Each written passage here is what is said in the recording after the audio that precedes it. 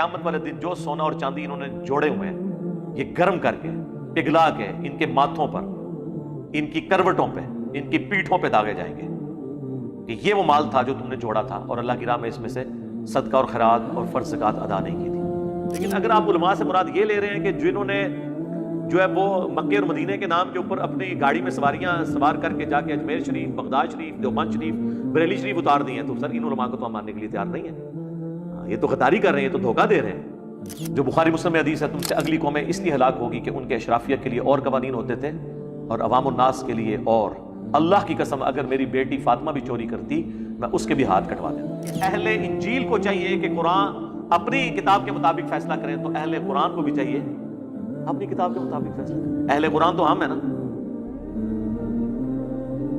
انا انزلنا التوراۃ، بے شک ہم نے ہی نازل کی تھی تورات، فیہا ھدی و نور، اس میں ہدایت اور نور تھا، یحکم بہا النبیون الذین اسلموا، اسی کے مطابق حکم دیتے تھے انبیاء کرام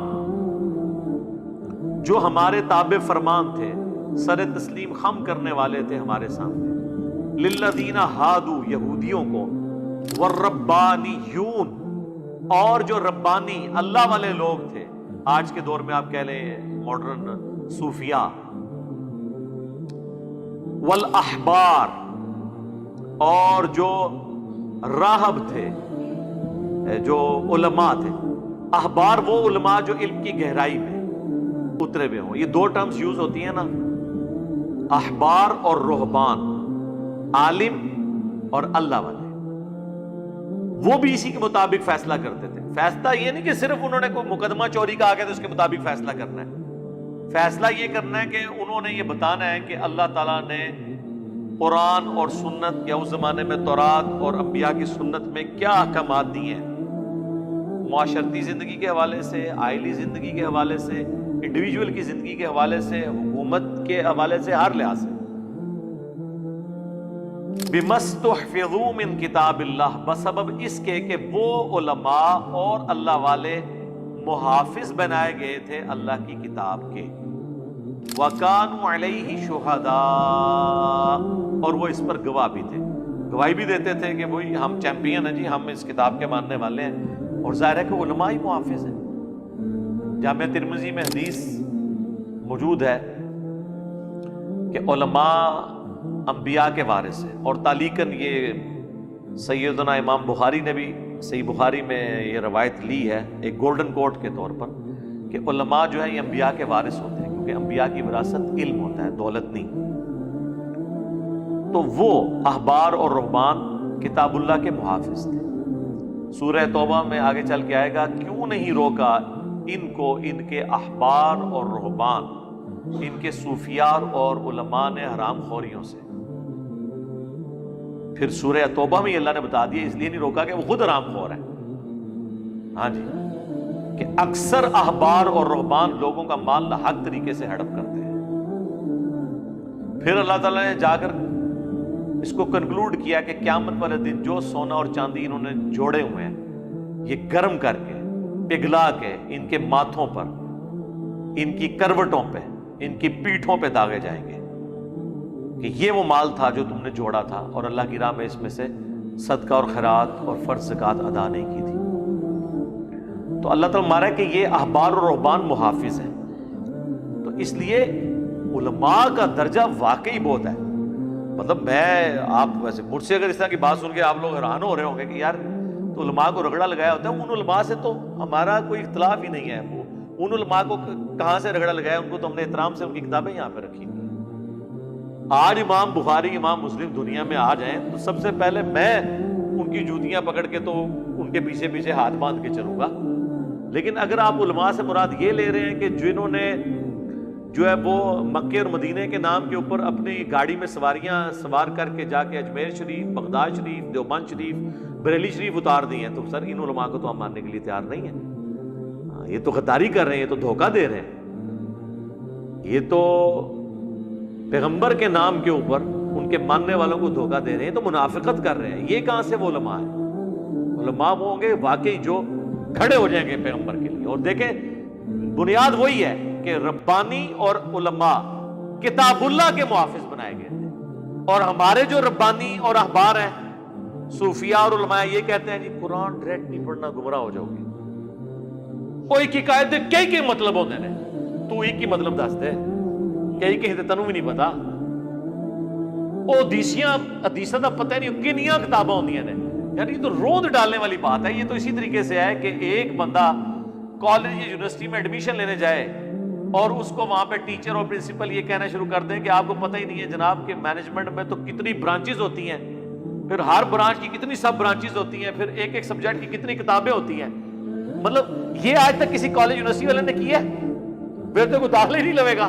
وہ کہیں گے ہاں جی بھائی ہوتی ہیں لیکن یہ کورس ہے, یہ دیکھیں آپ نے یہ دیکھنا ہے, یہ دیکھ لیں, یہ دیکھ لیں, اس میں جو پڑھنا پڑھ لیں. یہ تو پہلے ہی رون ڈال کے بیٹھ جاتے ہیں جن کے پاس کتاب ہی ایک ہے, ٹیکسٹ بک, اور کتاب تو ایک ہی ہے نا, اس پہ کیا 50 مطلب ہوتے ہیں جی گلاں دے. یعنی نعوذ باللہ اللہ نے کو دھوکہ دیا ہوا ہے قرآن میں. قرآن تو کہہ رہا ہے کتاب فصلت آیات, یہ قرآن وہ ہے جس کی آیات ہم نے خود کھول کے تفصیل کے ساتھ بیان کر دی ہے. اب مجھے بتائیں اس کتاب کے اندر کون سی ایمبیگوٹی ہے, کون سا ابہام ہے کہ کہتے ہیں کئی مطلب ہوتے رہے. ان سے پوچھے کئی مطلب کون سے مطلب؟ اللہ تو بالکل واضح کہہ رہا ہے وَلَقَدْ يَسَّرْنَا الْقُرْآنَ لِلذِّكْرِ فَهَلْ مِن مُدَّكِرٍ. قرآن نصیحت کے لیے آسان ہے کوئی اس سے نصیحت حاصل کرنے والا؟ اور وہ بس وہ جو کئی مطلب ہے نا, جو اس کا اپنا مطلب ہوتا ہے نا, اس کے علاوہ سارے مطلب وہ بیان کرتے ہیں, وہ اپنا نہیں کرتے جو اس آیت میں لکھا ہوا ہوتا ہے. وہ کئی مطلب وہ ان کے اپنے ہی ہوتے ہیں. وَكَانُوا عَلَيْهِ شُهَدَاءَ, اور وہ اس پر گواہ بھی تھے. فَلَا تَخْشَوُا النَّاسَ, پس نہ ڈرا کرو لوگوں سے, وَخْشَوْنِی, مجھ سے ڈرو. وَلَا تَشْتَرُوا بِآيَاتِي ثَمَنًا قَلِيلًا, اور مت بیچا کرو میری آیات کو تھوڑی قیمت لے کر.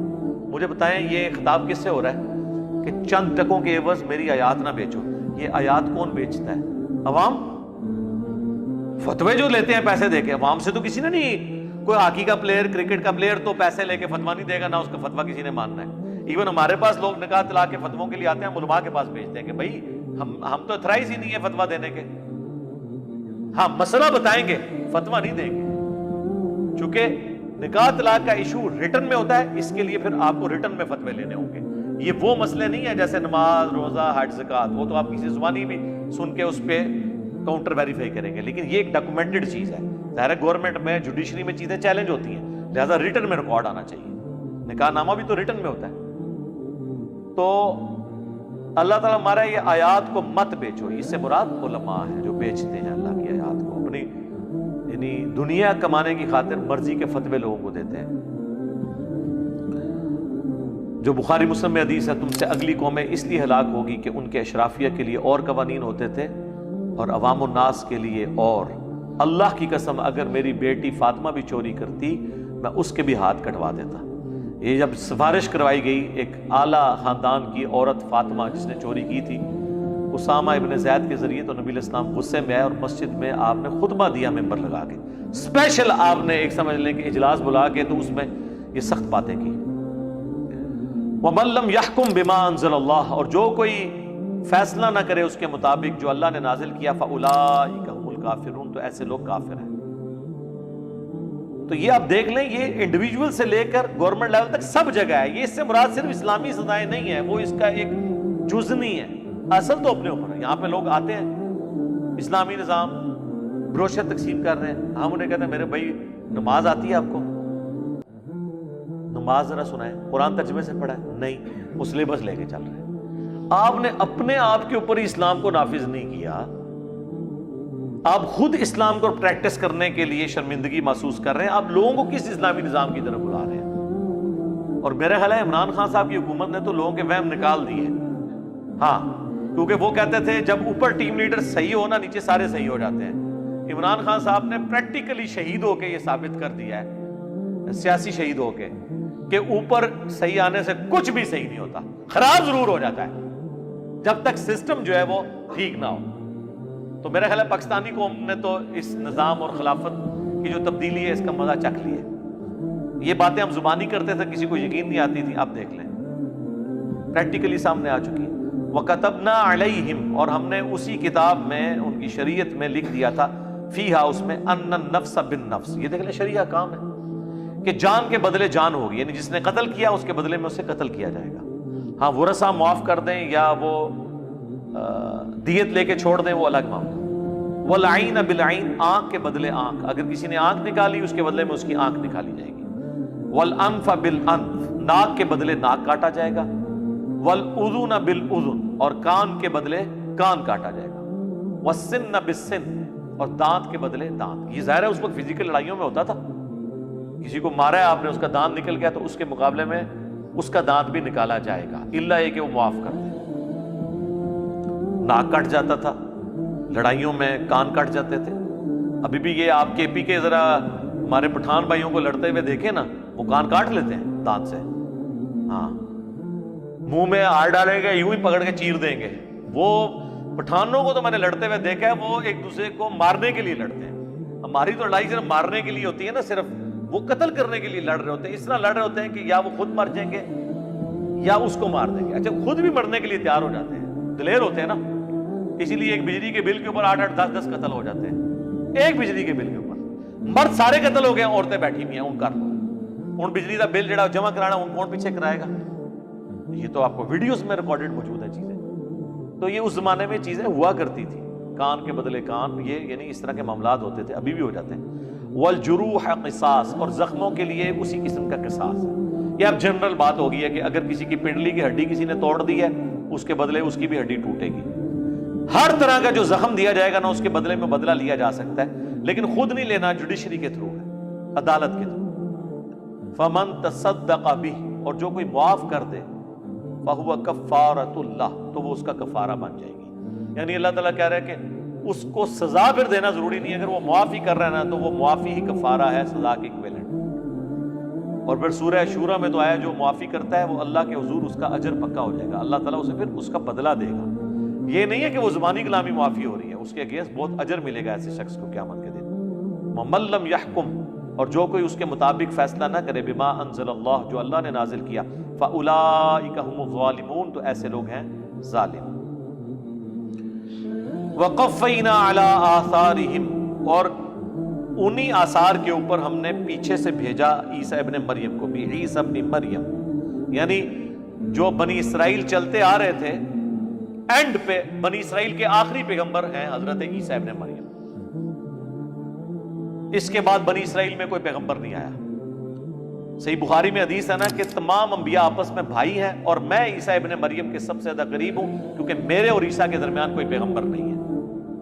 لیکن اس میں بھی آپ دیکھ لیں آلموسٹ کوئی 550 سال کا وقفہ ہے. عیسیٰ ابن مریم 33 عیسوی میں اٹھائے گئے، اور نبی الاسلام 571 میں پیدا ہوئے، اور پھر 40 سال اور بیچ میں شامل کریں، اس وقت آپ کی پھر دعوت لانچ ہوئی. تو یہ آلموسٹ 550 سال کا فرق. یہ اس کو کہتے ہیں فترت کا پیریڈ جس میں کوئی پیغمبر نہیں آیا. تو بنی اسرائیل میں انبیاء کرام جو آئے تو اینڈ پہ اللہ تعالیٰ نے بھیجا اسی پر. وقفینا علی آثارہم بعیسی ابن مریم، عیسیٰ ابن مریم کو، مصدقا لما بین یدیہ من التوراۃ، جو تصدیق کرنے والے تھے اس کی جو کہ آلریڈی تورات موجود تھی یہودیوں کے پاس. تو حضرت عیسیٰ ابن مریم نسلاً خود یہودی تھے، بنی اسرائیل تھے، کیونکہ بنی اسرائیل تو غیر بنی اسرائیل کو پیغمبر نہیں مانتی تھی، اس لیے ہمارے نبی علیہ السلام کا بھی انہوں نے انکار کیا کہ یہ بنو اسماعیل میں سے ہے. ان کی تصدیق کرنے والے تھے، لیکن مسئلہ تھا وہ غلطیاں ان کی نکالتے تھے. کہتے ہیں نا کہ ہمیشہ غلطیاں نکالنا. عیسیٰ ابن مریم کا مشن جو ہے نا اس پلیٹ فارم سے پورا ہو رہا ہے. یعنی وہ بیت المقدس میں کھڑے ہو کر علماء یہود کو، وہ ایران والوں نے ایک فلم بنائی ہے حضرت عیسیٰ ابن مریم کے اوپر، وہ ایک نشست میں آپ دیکھ سکتے ہیں 1.5-2 گھنٹے کی ہے. اس میں انہوں نے ان کو وہ جو بیت المقدس میں انہوں نے علماء یہود کو خطبے دیے ہیں اور جو علماء یہود نے ان کو رسپانس کیا ہے، وہ واقعی آپ کو اس زمانے میں انہوں نے پہنچایا ہے. بڑی زبردست اردو ڈبنگ کے ساتھ بھی آئی ہوئی ہے، انگلش میں بھی ہے وہ. اور وہ فلم انہوں نے اس لیے بنائی کہ چونکہ کرسچینٹی حضرت عیسیٰ علیہ السلام کا صلیب پہ چڑھ جانا اور یہ چیزیں پروپیگیٹ کر رہی تھی، تو ظاہر ہے کہ اب میڈیا وار میں ان کا مقابلہ کرنے کے لیے مسلمانوں کا جو ورژن ہے عیسیٰ ابن مریم کے بارے میں وہ بھی پیش کرنا تھا. وہ بڑے اچھے طریقے سے صرف انہوں نے وہ پورشن پیش کیا ہے. یعنی ان کا جوانی میں بس دعوت لانچ کرتے ہیں، دعوت لانچ کرنے سے لے کے آسمان پہ اٹھائے جانے تک، وہ والا پورشن انہوں نے بہت زبردست فلمایا. ہماری ویب سائٹ اہلسنت پاک .com پہ بھی وہ رکھی ہوئی ہے مووی، آپ دیکھ سکتے ہیں. اس میں انہوں نے واقعی فلمایا کہ وہ کس طریقے سے آ کے ان کو باتیں کرتے ہیں. اب وہ ان کی عمر تو ہے وہ ہارڈلی 25 سال، وہ سامنے بیٹھے ہوئے ہیں بابے، جس کی داڑھی سفید ہو اس کے سامنے کالی داڑھی والا کیا کر سکتا ہے؟ وہ آ کے ان کی غلطیاں نکالتے ہیں کہ بتاؤ بھی تورات میں تو یہ سود کھانا حرام لکھا ہوا ہے، تم لوگ کیوں کھاتے ہو؟ تو پھر وہ ان کو مارنے کی کوشش کرتے ہیں، پھر اللہ تعالیٰ غیبی طور پہ ان کو بچاتا ہے، وہ پھر وہاں سے بچا کے نکال لیتا ہے. وہ انہوں نے سارا فلمایا بڑے اچھے انداز میں. حالانکہ عیسیٰ ابن مریم تورات کی تصدیق کر رہے تھے. وَآتَيْنَاهُ الْإِنْجِيلَ، ہم نے انہیں انجیل دی، فِيهِ هُدًى وَنُورٌ، جس میں ہدایت بھی تھی اور نور بھی. وَمُصَدِّقًا لِمَا بَيْنَ يَدَيْهِ، اور وہ تصدیق کرنے والی تھی جو ان کے پاس پہلے موجود تھا، من التوراۃ، تورات میں سے، وَهُدًى، اور وہ ہدایت تھی، وَمَوْعِظَةً لِّلْمُتَّقِينَ، اور وہ پرہیزگاروں کے لیے نصیحت. ہدایت اور نور، یعنی ایک تو اللہ کی طرف سے ہدایت آئی ان لوگوں کے لیے جن کے پاس یہ کتاب آئی، اور پھر یہ نور بھی ہے کہ جب تک لوگ اس کتاب کو پڑھیں گے اس سے ہدایت حاصل کریں گے. لیکن چونکہ اب وہ ٹیمپر ہوئی ہیں تو وہ اللہ تعالیٰ نے پھر آگے قرآن کا بھی ذکر کیا ہے. تورات کا ذکر ہے، قرآن کا ذکر بعد میں آئے گا. پہلے اولڈ ٹیسٹمنٹ کا ذکر، پھر یہ انجیل نیو ٹیسٹمنٹ کا، پھر آگے قرآن کا آئے گا. وَلْيَحْكُمْ أَهْلُ الْإِنْجِيلِ بِمَا أَنزَلَ اللَّهُ فِيهِ، اب اہل انجیل کو بھی چاہیے کہ وہ اس کے مطابق فیصلہ کریں جو اللہ نے نازل کیا ہے.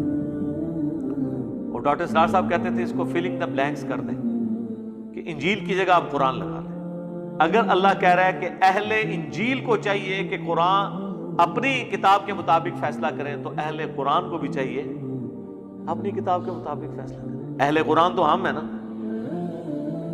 وَمَن لَّمْ يَحْكُم بِمَا أَنزَلَ اللَّهُ، اور جو کوئی فیصلہ نہ کرے اس کے مطابق جو اللہ نے نازل کیا، فَأُولَٰئِكَ هُمُ الْفَاسِقُونَ، تو ایسے لوگ ہیں فاسق. تو یہ تینوں آیات کور ہو گئی. کافر ہیں، ظالم ہیں، فاسق ہیں جو کتاب اللہ کے مطابق فیصلہ نہیں کرتے. اس میں یہود و نصارہ کو بیسیکلی یہ بھی اللہ تعالیٰ نے تنبیہ کی کہ تمہاری کتابوں کا تقاضا یہ تھا کہ تمہاری کتابوں کا پریکٹیکلی مصداق بن کے نبی علیہ السلام اور قرآن آیا ہے. ان پہ ایمان لانا بھی تمہارے کتاب پر عمل کرنا ہی ہے.